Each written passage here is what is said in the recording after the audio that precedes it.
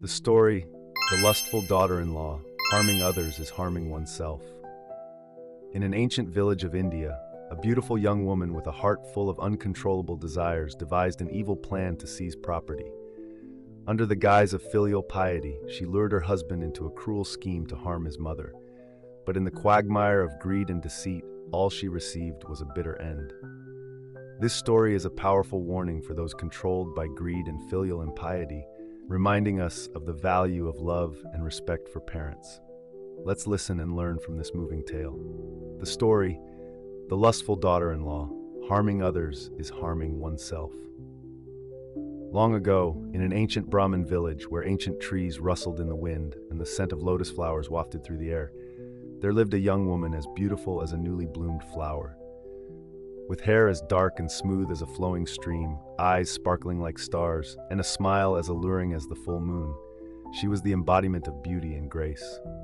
However, beneath this elegant exterior lay a heart full of desires and uncontrollable cravings.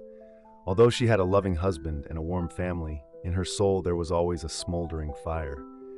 Each night, as moonlight filtered through the window, she dreamed of extramarital adventures, new sensations, and strange men. She told herself, "I'm still young and beautiful. Why should I confine myself within these four walls?" These thoughts swirled in her mind, like waves endlessly lapping at the shore of her soul. However, in that small house, there was another person, the elderly mother-in-law with graying hair and kind eyes. The old woman's presence was like an invisible wall, preventing her from carrying out her intentions. Whenever she saw her, she felt a bit of hesitation, a bit of respect. And so, day after day, she had to suppress her desires, like a wild beast caged, only able to growl in silence.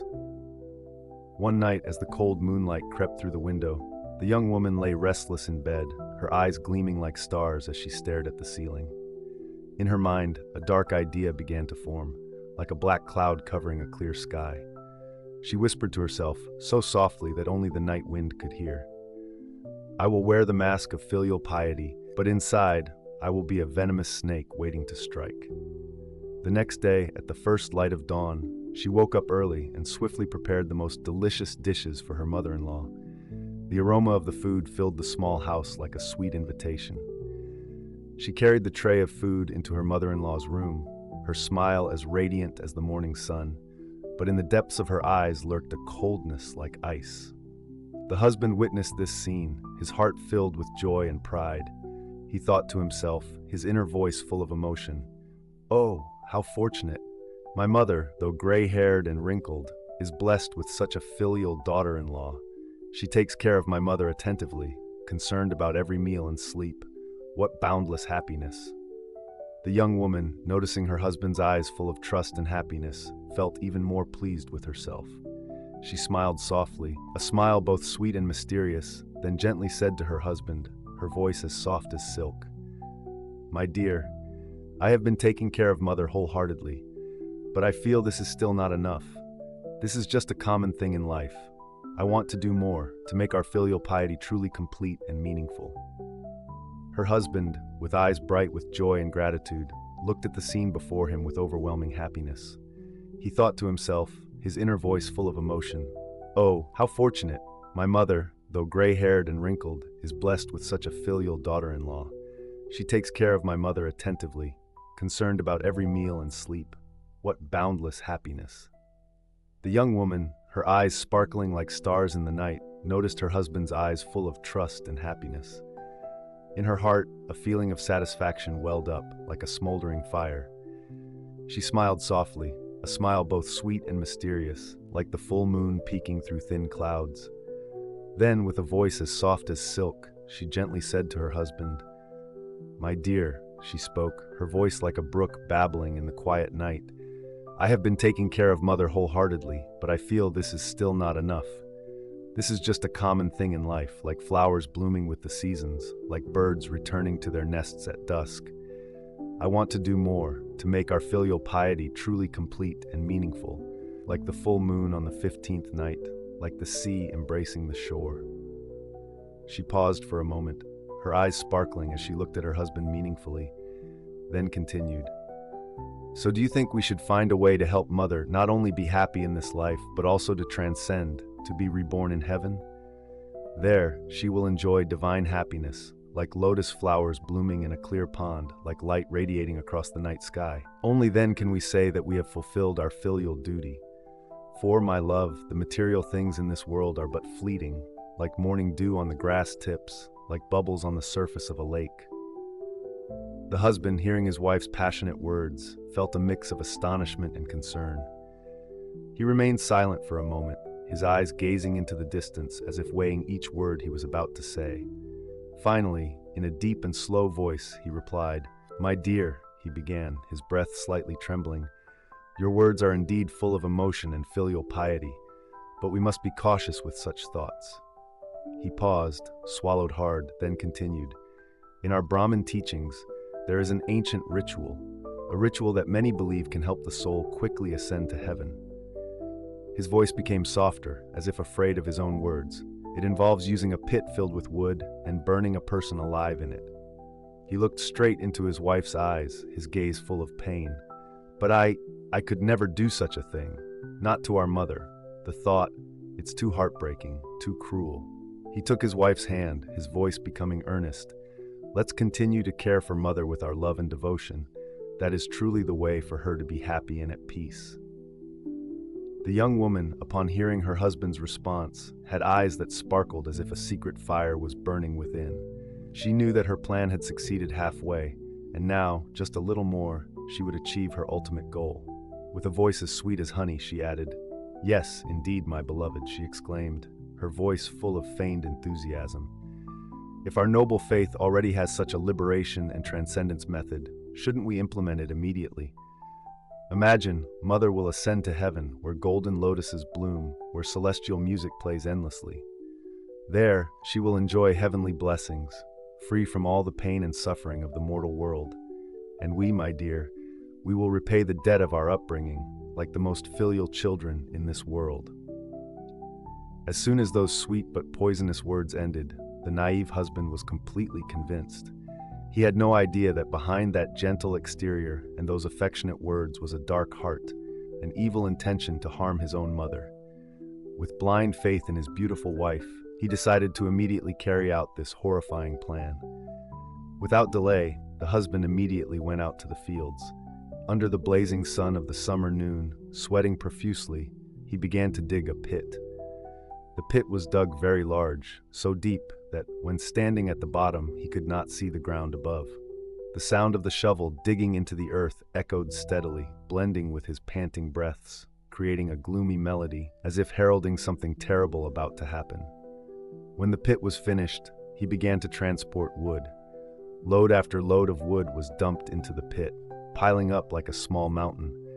The scent of fresh wood mixed with the smell of newly dug earth, creating a distinctive aroma of impending destruction. Then he set up a grand feast right next to the blazing pit. Smoke from the fire pit curled up, mingling with the aroma of elaborately prepared dishes. He returned home, took his elderly mother's hand, and led her there, speaking in a falsely sweet voice. "Mother, I have prepared a feast to celebrate you. Please be our guest of honor." The mother's eyes lit up with joy and pride, not knowing that it would be her last feast. The melodious sound of music filled the air, blending with the lively chatter of the guests. Relatives, neighbors, and Brahmin priests arrived one by one. Wine was poured into glasses, and dishes were laid out elegantly. A joyful and warm atmosphere enveloped everything, painfully contrasting with the dark plot that was lurking. As the feast ended, the sun had begun to set in the west. The guests gradually departed, leaving behind an eerily quiet space. The lustful couple looked at each other, their eyes flashing with evil intent. They gently took the old mother's hand, speaking in sweet voices. "Mother, we want to show you something wonderful." The old woman, with trembling legs, followed her son and daughter-in-law towards the edge of the pit, where the fire was still smoldering. As they neared the edge of the pit, the old mother suddenly felt a cold wind blow through, causing her to shudder. She looked up at her son, her eyes full of trust and love.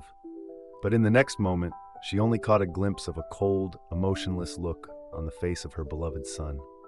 Then, in a lightning-quick movement, the evil couple simultaneously pushed hard, shoving the old mother into the fiercely burning pit.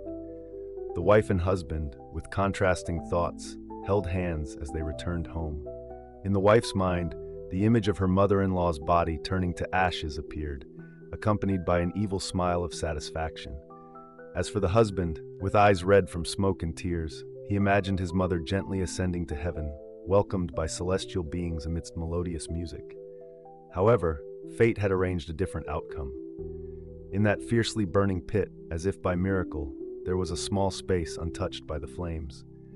The old woman, in her panic, fell precisely into that space. Her terrified screams were drowned out by the roaring fire. Sweat poured down her body, the heat scorching her skin, but she remained conscious. With a strong survival instinct, she began to search for a way out of this deadly trap. Each second passed like a century. She groped in the darkness, her hands and feet scratched and torn by sharp wood splinters. Finally, as if protected by divine intervention, she found a small escape route in the corner of the pit. With her last effort, she squeezed through the gap bit by bit until she felt the cool night air on her skin.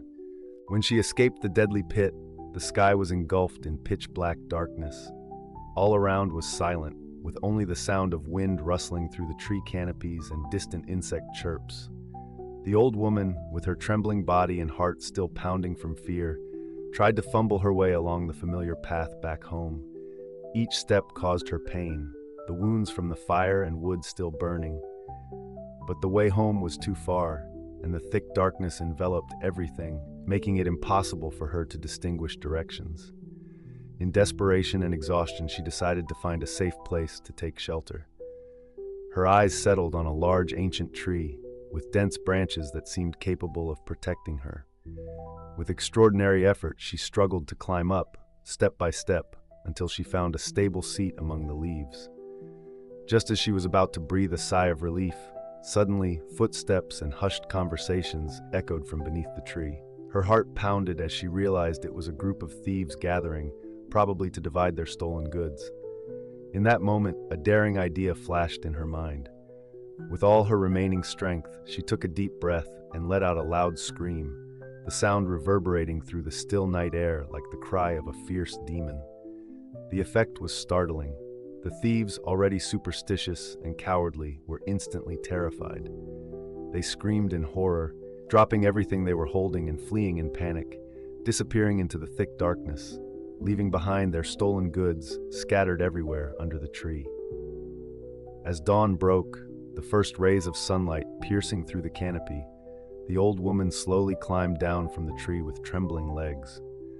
Her aged eyes widened in astonishment as she beheld a glittering scene beneath the tree.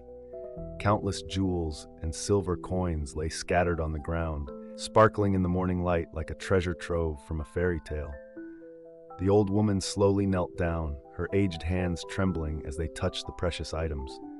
One by one, she carefully selected gleaming gold bars, shiny silver coins, sparkling gems of various colors, intricate bracelets, and glittering earrings. Each item was cherished by her as if it were a gift from heaven, a reward for her resilience and luck. With her pockets and the hem of her skirt full of treasures, she slowly trudged home, each step heavy with the weight of the treasure and the pain from her unhealed wounds. Her heart pounded, both from exhaustion and anxiety about how her son and daughter-in-law would react. When she entered the house, the space was plunged into an eerie silence. The daughter-in-law, who had plotted to harm her, stood rooted to the spot. Her eyes widened in horror, her mouth agape, unable to utter a word. She backed away, her hand trembling as she pointed at the old woman, as if seeing a ghost. Her face turned pale, cold sweat broke out, and her legs seemed about to give way. She stammered, "No, it can't be. You have," then shut her eyes tightly, lowered her head, unable to look directly at the old woman. Her whole body trembled, as if trying to escape the reality unfolding before her eyes. Meanwhile, the son, with tears in his eyes and a face full of complex emotions, hurriedly approached his mother. He knelt down, clasped his hands in front of his chest, his voice trembling with emotion. "Mother! Mother! I can't believe it. Have you ascended to heaven and come back to visit me? I'm truly overjoyed." He looked up at his mother, his eyes glistening with tears, his voice choked with emotion. I followed my wife's words. She said it was a method of transformative rebirth, liberating the soul. I thought you would go to heaven. Now you've come back to visit me. I'm truly so happy. The old woman stood there, looking at her son with a complex gaze, pained, pitying, and angry. She knew that her story was far from over, and the lesson these two children had to learn would be very costly. The mother listened to her son's words, her aged eyes suddenly softening, shining with boundless love. Despite all the pain she had endured, she still couldn't stop loving her son. She looked at her daughter-in-law, her heart full of forgiveness and understanding. She understood that it was ignorance and greed that had led them to act wrongly. With a voice full of emotion and sincerity, she spoke, "My dear children, I understand that you acted thinking it was best for me. I only hope you understand that love and filial piety cannot be measured by material things." The old woman slowly opened her bag and took out the precious items she had collected. Her eyes gently looked at her daughter-in-law, her voice warm and deep. "My dear daughter-in-law, we now have a lot of gold, silver, and jewels. For the rest of our lives, we only need to enjoy life and make offerings to accumulate merit." However, the daughter-in-law, with her eyes gleaming with greed, only saw the valuable items. She didn't hear her mother-in-law's advice, but only thought about how to get more wealth. In her mind, she had already conceived the idea of wanting to ascend like her mother-in-law, to bring back more treasures, not realizing that this was the path leading to her own destruction. The daughter-in-law, with her eyes blazing with greed and uncontrollable joy, hurriedly turned to her husband. Her voice trembled, breathless with excitement. "My dear, I can't believe Mother had such good fortune, falling into a fiery pit but ascending to heaven, enjoying these wonderful treasures. Oh, look at these precious items." She pointed at the glittering items her mother-in-law had brought back, her eyes unable to leave them even for a second. Then, with feigned regret, she sighed, "But alas, Mother's body is too old and weak, so she couldn't bring back all the treasures. My dear, just think, if it were me." She paused, licked her lips, then continued with a determined voice, "So if you would allow me to perform the ascension ritual like Mother did, I'm sure I could bring back all those treasures. Oh, imagine, we would become extremely wealthy. We could enjoy life to the fullest together without any worries." The daughter-in-law's eyes gleamed with greed, as if she had already envisioned a luxurious future filled with endless wealth and pleasures. Hearing his wife's words, the husband's eyes suddenly lit up. A twisted smile appeared on his face as he nodded in agreement. In his mind, images of piles of gold, silver, and jewels were dancing. Without hesitation, he began to dig a deep pit, exactly as he had done for his mother before. When the pit was finished, flames began to rise, emitting a terrifying heat. Black smoke billowed up, forming a thick curtain. The wife, with her eyes shining with greed, approached the mouth of the pit without hesitation. She took a deep breath, as if preparing for a grand adventure, then closed her eyes and jumped in. But alas, instead of being greeted by the glittering treasures she had expected, she found herself surrounded by fierce flames. Her terrified screams echoed through the space, but were quickly drowned out by the roaring fire. Her body writhed in agony as the flames licked and burned every inch of her flesh. In the blink of an eye, all that remained of the greedy woman was a pile of ashes. There was no gold, no silver, no jewels, no luxurious life as she had dreamed. All that was left was emptiness and a costly lesson about greed and filial impiety. Standing by the mouth of the pit, the husband trembled as he looked down at the ashes of his wife. He fell to his knees, tears streaming down his face, realizing that greed and foolishness had caused him to lose both his mother and his wife. This was indeed a horrifying lesson, a chilling warning for those who intend to be unfilial to their parents and allow greed to control them. The story of the lustful daughter-in-law contains many profound lessons from Buddhist teachings that we can contemplate. First, the story is a clear demonstration of impermanence. All things and phenomena in life are not lasting. Although the daughter-in-law had beauty, power, or wealth, all these things were temporary and could vanish at any moment. Her greed stemmed from not understanding impermanence. She wanted to accumulate wealth and power, but did not know that everything in this world is just a passing cloud. One of the important factors that the story emphasizes is karma. The daughter-in-law, due to her greed and filial impiety, created evil karma, and her tragic end was the result of her own actions. The Buddha taught that every cause has its effect. Every action, whether good or evil, will bring corresponding consequences.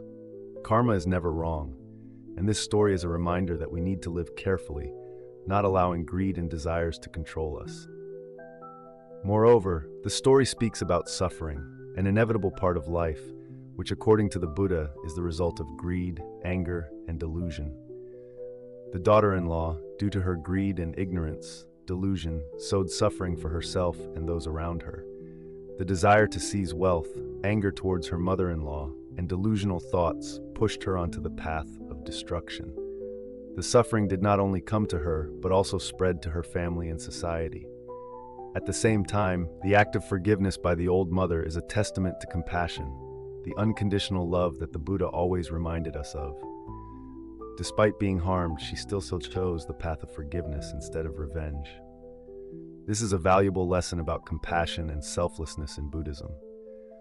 When we choose to forgive instead of seeking revenge, we not only liberate others, but also free ourselves from resentment and suffering.